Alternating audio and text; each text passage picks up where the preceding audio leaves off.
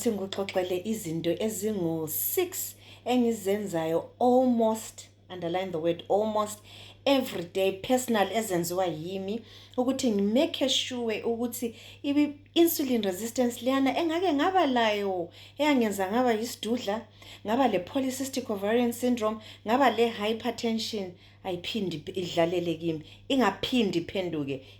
Nazi izinto engizenzayo. Okokuqala ngiqalisa ngokunatha amanzi. Ngivele ngihle ngiye kitchen ngiyonatha amanzi.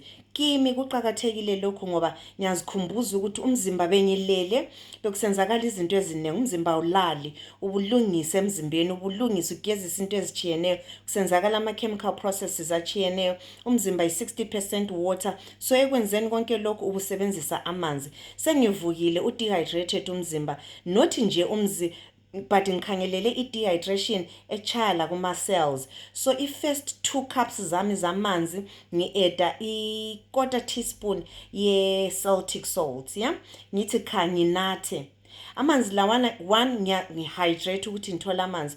2, i-Celtic salt ngayinanzelela ukuthi ilama-electrolytes umzimba wami ofunayo, so ngiyabe ngifuna ukuthi ngiyohydrate ama-cells asebenzisa ama-electrolytes lawana achiyeneyo. So yinto yokuqala. 2, okwesibili, ngiyakhohlwa ngebreakfast. Ngiyakhohlwa ngokudla kwasekuseni, ngiyakhohlwa nje. Ngiqeda ukunatha ngiphume ekitchen. Loba ifridge yabi lapha kulani ngikhohlwa ngakho ngoba sengazifundisa ukuthi angicontrolwa yikudla, ngicontrola ukudla mina.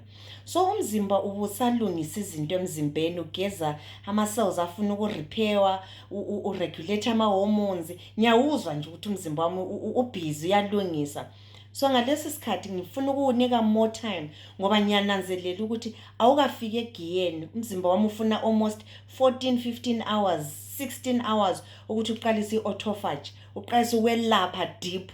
So ngingavele ngifake ukudla kathesi, yonke into iza kuma. Umzimba uzaqalisa ukuconcentrate ekubeni busy ngokudigest ukudla lokhu, ugijima umzimba uzama ukubona ukuthi akulachukela, i-insulin izahlibuye phela i-insulin igangile ingavele ibe khona too much, isihlaqalisa ukutshintsha i-setup emzimbeni. So mina njahanga ngisafuna umzimba uqedelane lokucleaner for the day. Umzimba ngunika mina owami 16 hours to put the house in order. 4, mase kusechaya 12:1 sengiqalisa ucabanga ngokudla, ya so kumele ngilungiselele ukudla.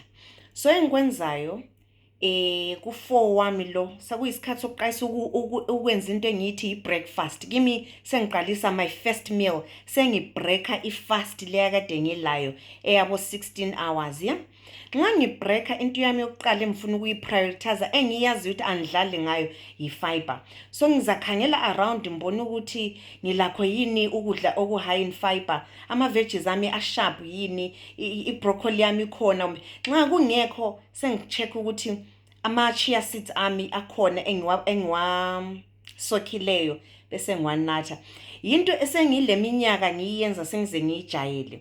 Of course ngilayo enye i-fiber engiyisebenzisayo, but lapha ngiqamba into eyokuthi ingxenye wena nxa ungelayo iplani oyenzayo ungakopa le iplani. So ngizachiya i-fiber leyana engiyisebenzisayo ye-protocol, ngiqambe nje e-usual evele ngangiyisebenzisa ngingakabi kwazi i-protocol. Nathi ama-chia seeds ami lana, kumbe nxa ngibona nganayo namhla i-fiber yami iningi, lama-veg ami asharp, ngiyachiyana lama-chia seeds ngihlale phansi ngidle. Kodwa umgani wami konke ngiyabe ngikuplanile, ngiyamake sure ukuthi kule fiber ezwayo, kule protein, kule healthy fats. Izinto lezi zongu-3 nxa zihlangene ngiyakwazi ukuthi ngizathi ngiqeda ukudla ngo-1 kuyaze kuyechaya u-7 ngingakhumbuli, ngingacabanganga lingaze livula ama-biscuits enu, lama-cocoa, lama-donuts. Angihawukeli, ngiyabe ngi-right ngoba ukudla lokho kuyathatha isikhathi ukuthi kuze kunjani, kuze kudigeste kuphelele. Umzimba wami uzasebenzisa i-energy eningi ukuthi unjani ubreak it down ama-protein lawana.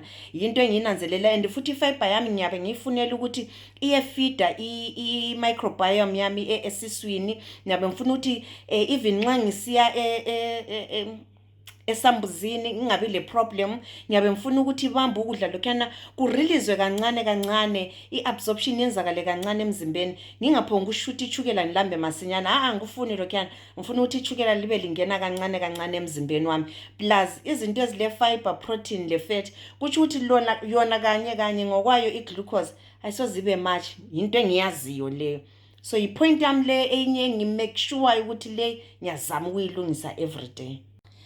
5, sendlile, hayi angihlala phansi, angihlali phansi. So kuyisikhathi sokuthi ngibe intentional ngokumuva. Either ngiyaphuma ngithatha iwalk, kumbe ngenze okungama squats, kumbe ngibe busy nje endlini mbamba bambe ngenze lokhu la lokhu ngoba sendlile ukudla kwami kwakuqala. Mina kahle kahle ngumuntu ohamba egym jayele uhambe ekseni. Ngesikhathi sona siyana ngiqeda ukunatha amanzi ami, between isikhathi sokunatha amanzi lesikhathi sokudla emini yabe ngihambile egym. Kodwa still nxa sengidlile ukudla kwami kwakuqala lokhuyana, ngiyamake sure ukuthi ngiyamove. Loba nje kuyikumuva kokuthi ngibe busy ngilungise lapha la lapha yana, kumbe nxa ngikwazi ukuthi ngiyabe ngihlezi. Kwesinye isikhathi ngumuntu oya esikolo, ngiyenza ama-training, ngiyenzani. Nxa ngisendaweni enjalo sendlile ukudla kwami kwakuqala, ngenza i-exercise yami liyana, soles lifts. Ngibe lokhu ngiphakamisa i-calf yami. Ukwenzela ukuthi i-muscle liyana esoles injani idonse ichukela. Angithi ngumuntu osike waba le problem ye-insulin resistance, so I'm being intentional. Umzimba lo angisawuthembi ukuthi hayi kumele ngiwuncedise ngoba usuke wangibonisa ukuthi wona nxa kubuya entweni ze-insulin resistance uyawela. So ngi-intentional, angiyekeli nje, I'm intentional, ngiyawuncedisa. 6, sengiza kudla ukudla kwami okokucina. Ngijala ukudla ngabo 6:30 to 7:30. Nxa ngithiwa ngiphuzile 8 o'clock. Why ngisenza njalo? Ngijala ukulala mina between 10 and 11. So ngiyabe ngifuna ukumake sure ukuthi at least a minimum 2 to 3 hours of isikhathi sokuthi last meal yami ngakayilala, ukwenzela ukuthi ngingahambe embedeni ngithwele active sugar, ngithwele insulin phezulu le. Phela insulin nxa sukhohle fat storage hormone, so ungavile uhamba insulin active, so uhamba le fat storage hormone in bed. Hayi vela ngikwenzi lokho. At least 7-8 hours of sleep. And ekulaleni kuyahlupha. Ukhangele enye ivideo yami, ukhangela ama stories ami, ikhona ivideo encane iclip engifakileyo yezinto ongazincedisa ngayo ukuthi uzincede ukulala. Kunzima, sibadala kunengi okuyabe kusenzakala engqondweni, ukulala kuba nzima. Yikho ngithe ku video yami ngiqalisa engikwenzayo almost ngingasakhulumela ukulala kuphela. Kukhona okunye kwelinye ilanga uyezwa inhliziyo yakho manje iphansi, kumbe ungani ule stress, kumbe nxa umuntu wesimama nxa ku menstruation lapha uzwa ukuthi ayi angikho right kahle, ubusufuna ukudla ekseni, udle emini, udle lantambama, akulacala laphana as long as uzadla ifiber yakho, iprotein yakho, le healthy fats. Ngitsho mina kwesinye isikhathi ngingakwenza njalo, kusiya ngokuthi ngizwa njani, kodwa engikuqambileyo izinto engizenza almost on a daily basis. Le sleep yami sengayisebenza ukuthi isingcono sibili 7 to 8 hours ngiyayithola ngilele, kodwa azaba khona amanye ama nights azaba a bit tricky. Kodwa ukuqhakathekile sengakufundayo njengomuntu ukuthi awusoze ube 100%.